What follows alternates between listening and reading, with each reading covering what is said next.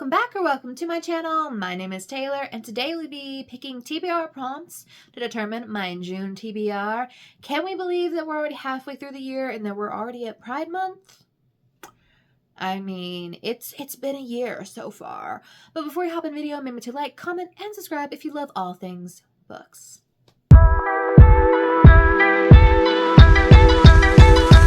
So I'm filming this on Memorial Day, so the last week of May. So I still have a little more time to finish my May TBR. But I have completed 3 books on the TBR, and then I started one. I have been sort of mood reading on the side.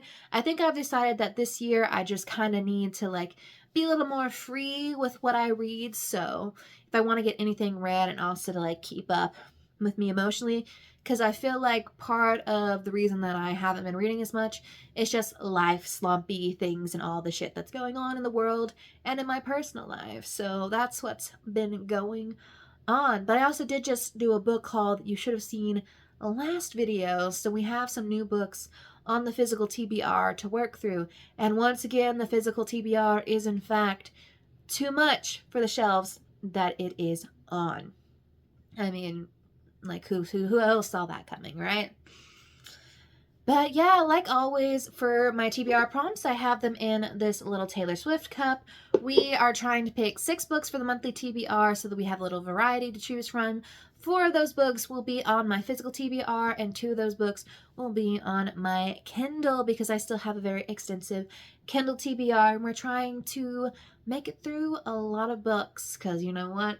I'll probably die not having read every story I wanted to read, but I'm going to try and do my darndest.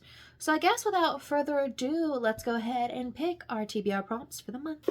So you may see some duplicates pop up from past months. I do kind of have some from last year that were saved over that got mixed in with this year.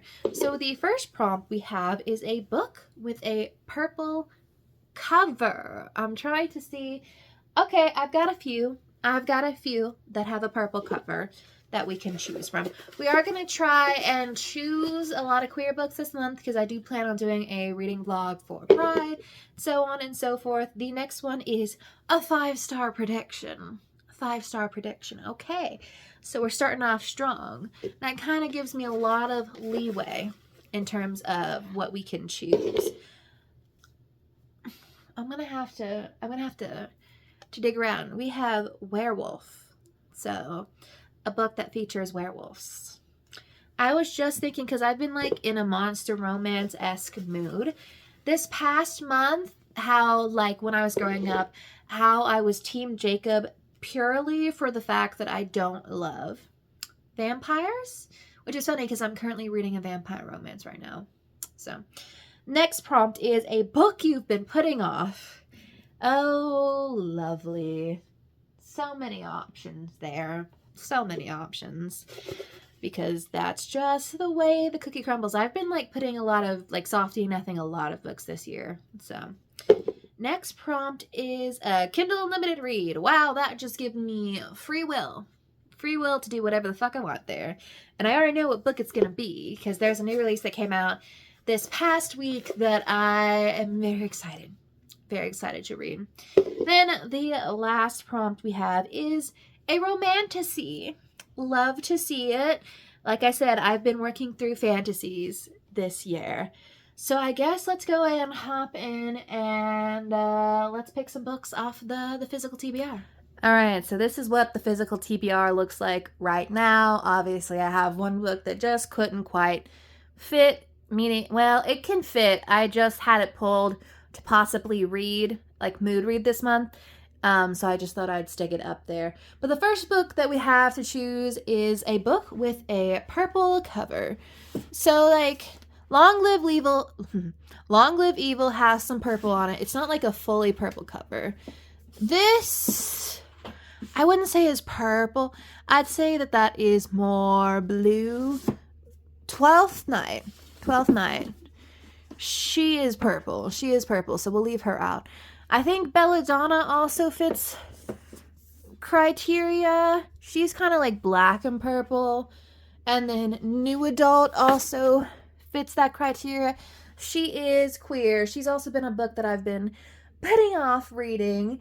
And then let's see. I don't see any more purple books here. And then let me see if there's anything purple.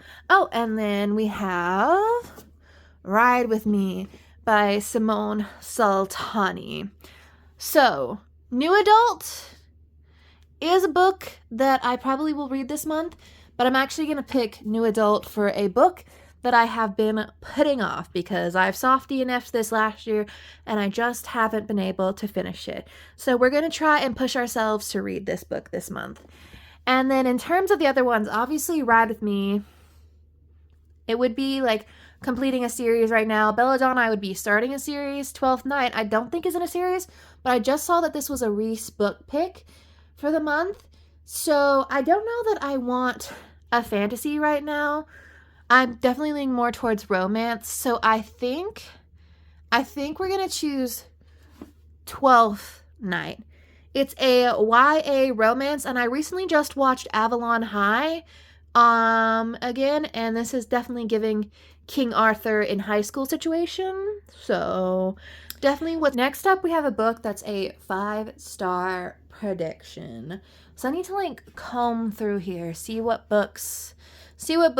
Heavenly Bodies has been highly hyped up. A lot of 5 stars have been given to that one this year. Same with Belladonna. I think a lot of people really like that. I could choose Ignite Me. It would be me helping through continuing a series. I haven't given any of them 5 stars yet, but I feel like the last one did. Deathless Divide would be me completing a duology, and I really liked that one. The first one I gave 4.75 stars. And then down here, obviously, other series, Every Gift a Curse. I don't think I would give that one 5 stars. The Killing Code, I've given every Ellie Marney book 4.75 stars. So 5 stars is not out of the question. Dance of Thieves, I've been really wanting to read as well. And then An Ember in the Ashes is up there with a book that I'm excited to.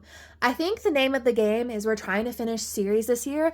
So this is also queer.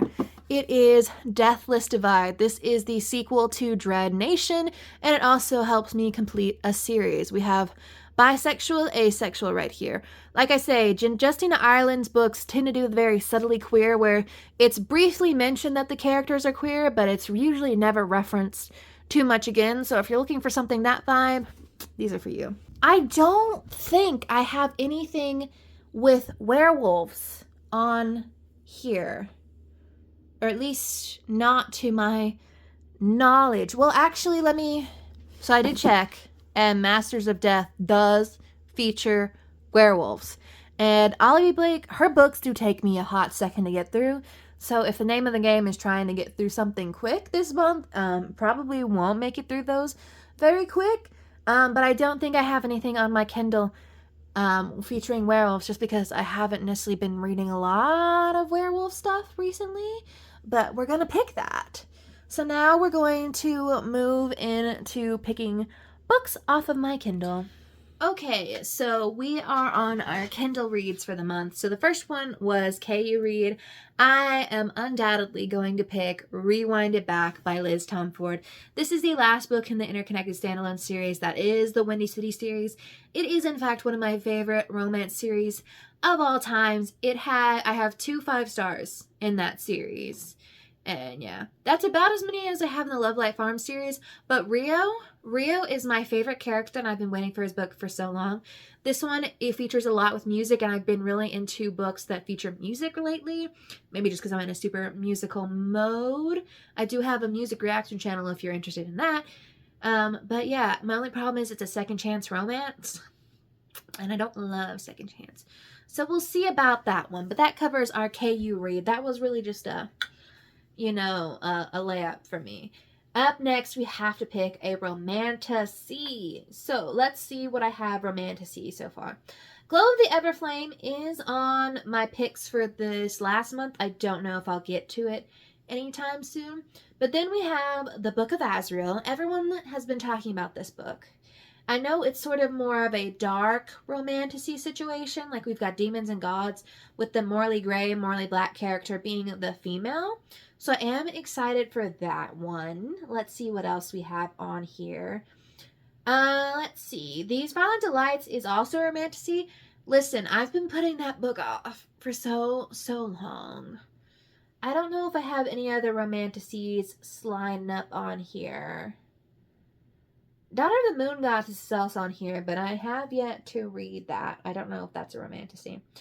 So my two options are These Violent Delights and The Book of Azrael. Let's see. How much YA do I have this month? I have one... brain fart. I have 2 YA books this month. You know what? I've been putting These Violent Delights off for a very long time. So I'm going to add that on for our romantasy pick. So that closes out our picks for the month. So let's go through all the books we picked. So for a book that I've been putting off, I chose New Adult by Timothy Janofsky. I essentially just need to read this, or I need to unhaul this book. I picked this up because I really love Timothy Janofsky's book, Never Been Kissed. It was his debut book. It was a new adult queer romance, and like no spice in that one. It was just very cute, very sweet, very summer focused if you're looking for summer read. Then I picked this up. I think this was the second book that came out after that. I'm not completely sure. Well, he did have a Christmas romance in there somewhere. I picked this up. This is essentially like a 13 going on 30 situation, like queer version, but it does involve like time travel-esque situation, and I don't love books that have time jumps or time travel, and I didn't realize that when I picked it up. I just kind of picked it up because I'm like, oh, I like this author. So that's what's been putting me off, and I think also that's been putting off, every time I pick this up, somehow it has always, this book itself hasn't been responsible for book slumps, but for some reason I have only ever tried to pick this book up when I'm in a book slump or in a life slump. So now that I am in a reading mood, hopefully I'll actually make it through it. Plus, for pride, I need to knock it off my TBR. Then we have a book with a purple cover. That is 12th Night by Alexine Farrow-Fallmuth, I think is how you say it. This is Olivia Blake's, so Olivia Blake is her pen name, and that's what she writes her adult romance stuff under, and this is her YA debut, I believe, and she's writing under her real name here. This, I actually don't remember too much about. I know I got it on a good deal. I know it is a YA romance centering, I believe, around role-playing. And we have, like, the girl who's, like, the role-player situation. Definitely, like I said, I just recently watched Avalon High, and this popped up in, like, my newsfeed as a Reese's Book Club picks. So I'm like, might as well pick it up. It seems like the universe is telling me to read this. Plus, I have a special edition, so... I mean, it looked pretty on my shelves, I think. Then we have a 5-star prediction. So I haven't been handing out a lot of 5 stars as of recent. I think my mood's just been like, I've been in a reader mood, but I haven't necessarily been in a 5-star mood. So I need a book to like really punch me in the face with the 5-star feels. Some Shall Break got close, and I'll talk about that soon. But up next, we're trying to finish series that we're in the middle of. So this is the second part of a duology, and that is Deathless Divide. The first book essentially is set in, 1980s? Yeah, not 1980s, in the 1880s. It answers the question of what would happen if the zombie apocalypse happened during the American Civil War, and then you're following the aftermath of that, 15 or so odd years after in the early 1880s. And we start out the book following Jane McKean. Essentially, the setup is that the daughters of formerly enslaved individuals are tasked with being trained to help protect their white female counterparts from zombies, and you're following Jane's journey through that. But that book took me by surprise on how much I loved it. It read so quickly. There's a lot of important topics addressed in this one, but you should also check trigger warnings, because this book takes a lot of twists and turns, and I do believe that if you're in for like a twisty horror, thriller, fantasy situation, especially historical, this one's for you.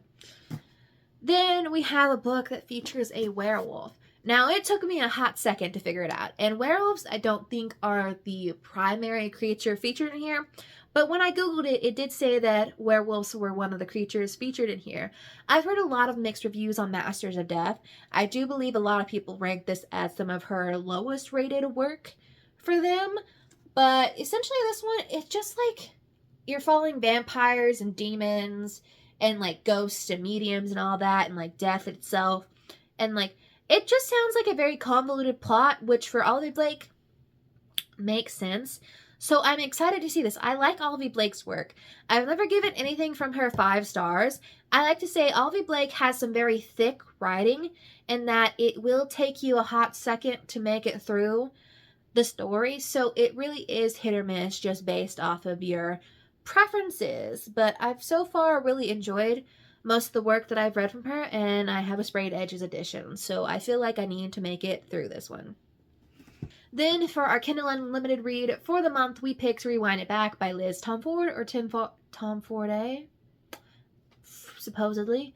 The Windy City series is again one of my favorite romance series of all times. This is the last book in the series, and we are following Rio DeLuca, who is one of the younger hockey players that we were introduced to in book 1, who has been struggling to find love across these years. But when his childhood love comes back or moves to the Windy City, Chicago herself, things start to spark between them, particularly between their shared love of music and their shared love and past for each other. So I'm excited to see how this goes. I do believe there's also some like home renovation situation going on in there, and for some reason Liz Tomforde read my mind, and all of these things that I thought could be possible in Rio's story she put there. Not a huge Second Chance fan, but if you're going to give me childhood friends to lovers situation, and you're going to give me Rio, the fact that I get to read from his point of view, massive love. Yes, these are interconnected standalone series, but I do believe building that found family from book 1 to book 5 is truly important in enjoying and loving these stories.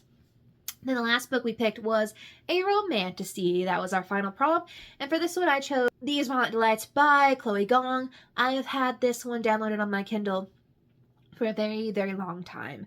I know it is set in like 1920s Shanghai, I'm pretty sure, and it's sort of a Romeo and Juliet retelling, and I do believe it is part of a duet. This was like her debut novel. I know it's YA romantasy, like forbidden love situation, historical.